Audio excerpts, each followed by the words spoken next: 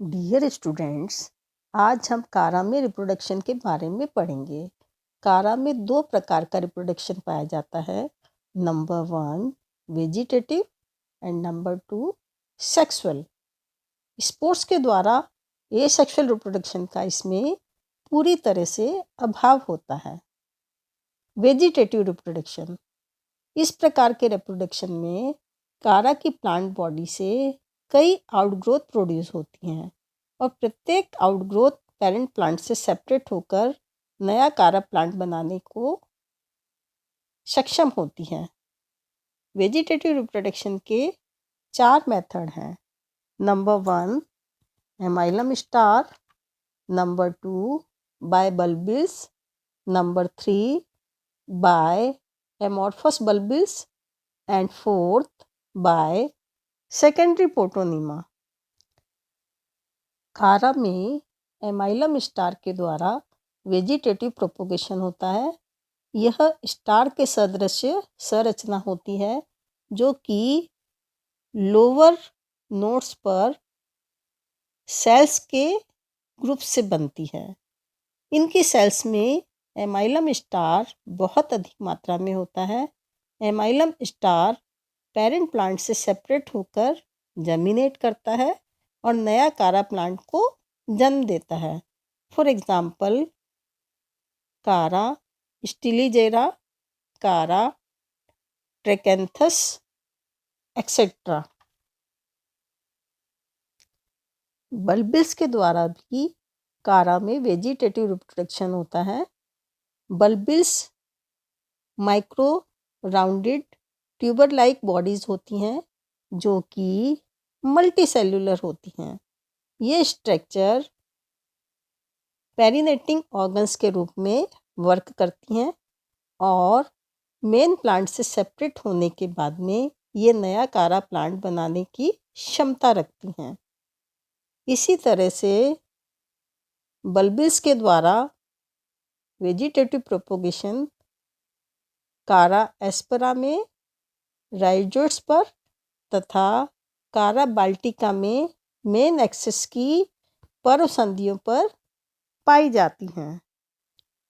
Vegetative propagation by amorphous bulbils, Chara की कुछ species में मेन एक्सिस अथवा राइजोट्स की लोअर नोड्स पर लिटिल आउटग्रोथ के रूप में अनेक खाद्य पदार्थों से भरी माइक्रोसेल्स के ग्रुप्स पाए जाते हैं और ये ग्रुप्स ऑफ सेल्स ही एमॉर्फस बल्बिस कहलाती है।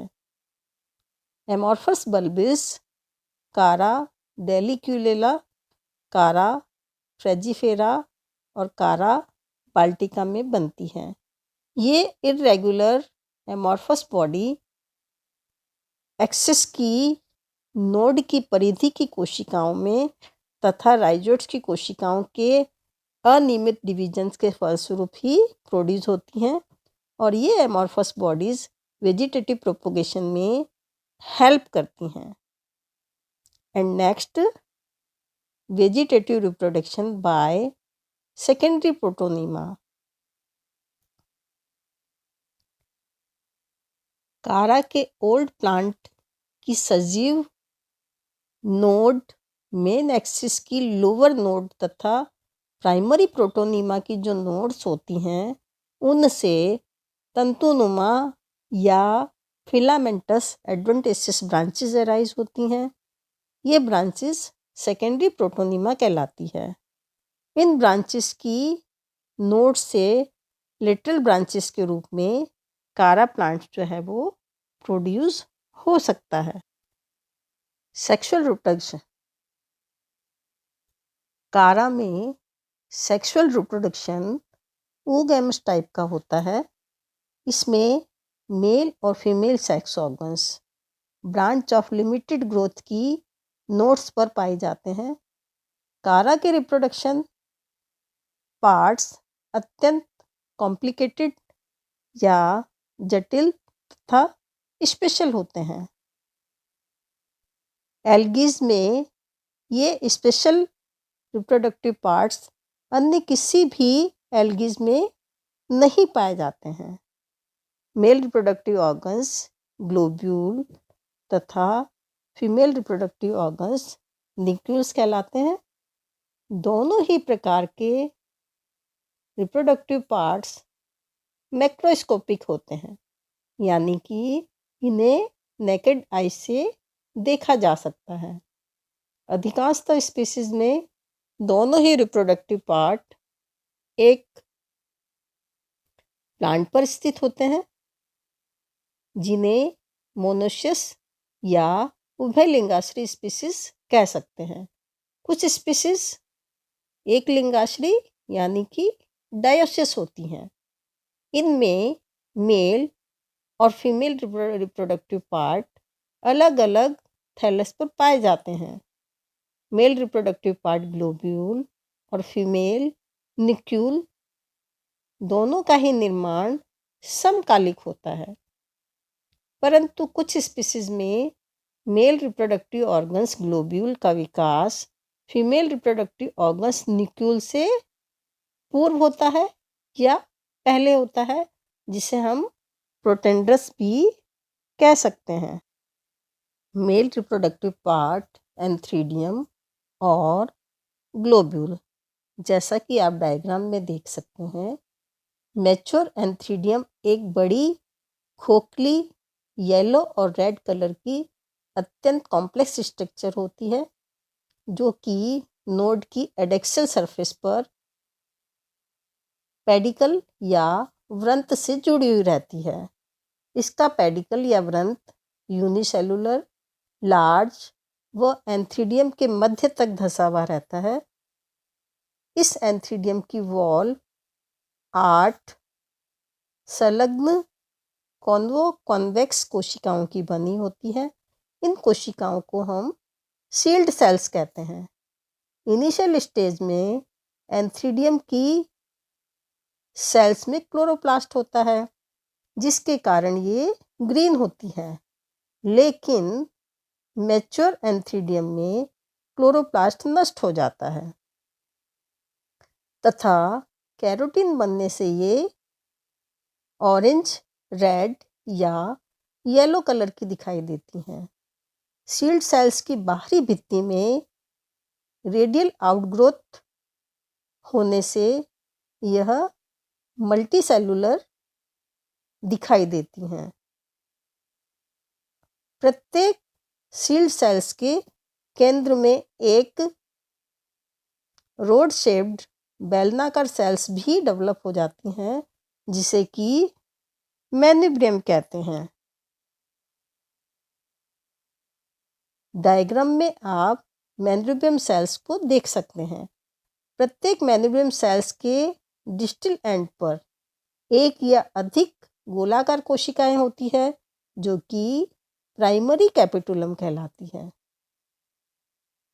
और प्रत्येक प्राइमरी कैपिटुलम सेल्स से सामान्यतः सेकेंडरी सेल्स प्रोड्यूस होती हैं। इन सेकेंडरी सेल्स के एपेक्स पर एंथ्रीडियल फिलामेंट अथवा स्पर्मेटेंजियस फिलामेंट होते हैं। अब प्रत्येक एंथ्रीडियल फिलामेंट एक यूनिसीरिएट मल्टीसेलुलर स्ट्रक्चर होती है और इन फिलामेंट की प्रत्येक सेल्स एक एंथ्रीडियम का कार्य करती हैं और प्रत्येक एंथ्रीडियम एक एंथीरोजोइड्स का निर्माण करता है। एक ग्लोब्यूल में सामान्यतः 20,000 से लेकर 50,000 तक एंथीरोजोइड्स प्रोड्यूस हो सकते हैं।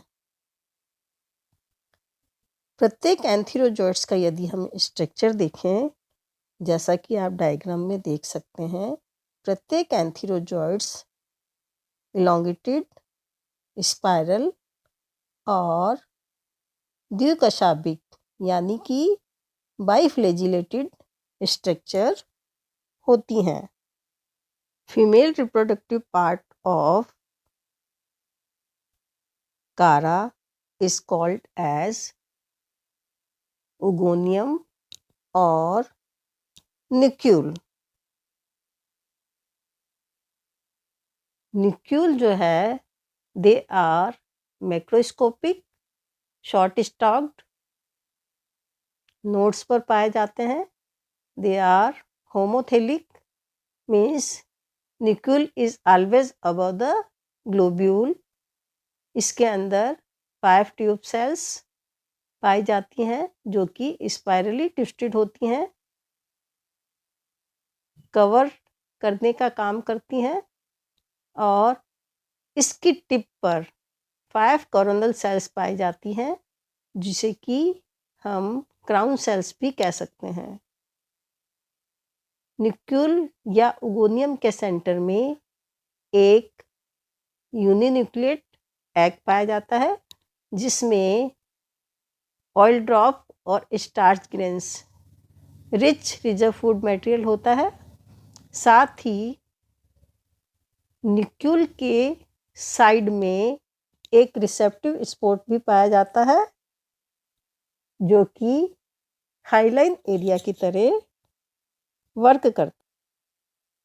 अब हम कारा में डेवलपमेंट ऑफ ग्लोब्यूल के बारे में पढ़ेंगे।